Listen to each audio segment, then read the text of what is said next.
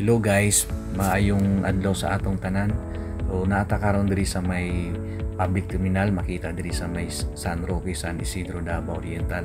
So naata karon diri guys for final inspection. Kauban nato karon no ang mga department head, representative sa ato ang contractor, tapos naapot na yung mga kapulisan no na misabay sa ato ang final inspection karon. Sulod sa unom ka bulan, mo na niya nga to ang project karon building. So nindot na kayo sa tanawon no. So karon nata diri sa ato ang waiting area. Ang ato ang waiting area is waiting la para spacious kaayo. So daghan kayo mga pasahero nga mga makalingkod diri. Kay naa man tay mga bleacher o lingkuranan nga gipang prepare diri, giplastar para sa mga ato ang mga pasahero. No? So nindot kaayo diri sa babaw kay presko kaayo, hangin, pwede ka magtindog-tindog while waiting sa bus nga imong gipaabot. So nindot jud gay diri, no?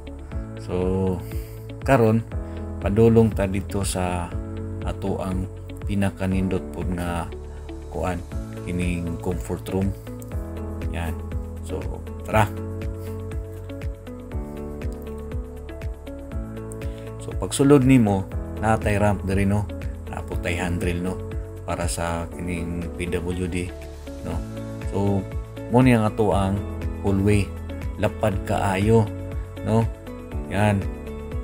Lapad kaayo ang ato ang hallway. So spacious kaayo. So nindot pud no kay nasay mga bricks or sayang wall accent no na ay naka-groove. Then napod say design no sa iyang nasa kilid no, tubular, naka-design siya. Yan. So di basta-basta makasulod o makari ang tao ani. No? So ang atuang mga CR no nanay mga logo. Yan. Lain-lain na siya o logo na ay babae, na ay lalaki, na ay PWD. Yan, napod siya ay LGBT. So ang tawag na mo ani genderized comfort room. So gilain-lain yun na mo no para isip respeto ba sa nagkalain-lain nga kuan kanang gender. So ang ato ang kuan comfort room na ni siya ay partition, so nagpasabot ni nga duha ni siya ka toilet bowl and then napod tay laboratory. Of course dili mawala ang salamin dayon kisami nato.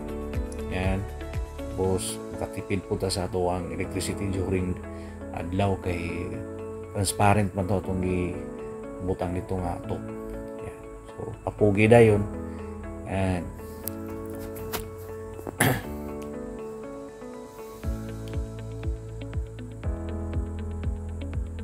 Yan. So nindot kayo tambayan diri no kay naisalamin. So pwede ra gyud kayo manamit. Yan. So mao na po niyang comfort room sa female. So nagyapon siya ay duha ka bowl, na siya ay laboratory, nagyapon siya salamin, and then ang atong kisame indot kayo ang atong CR. So kini mo ning logo sa LGBT.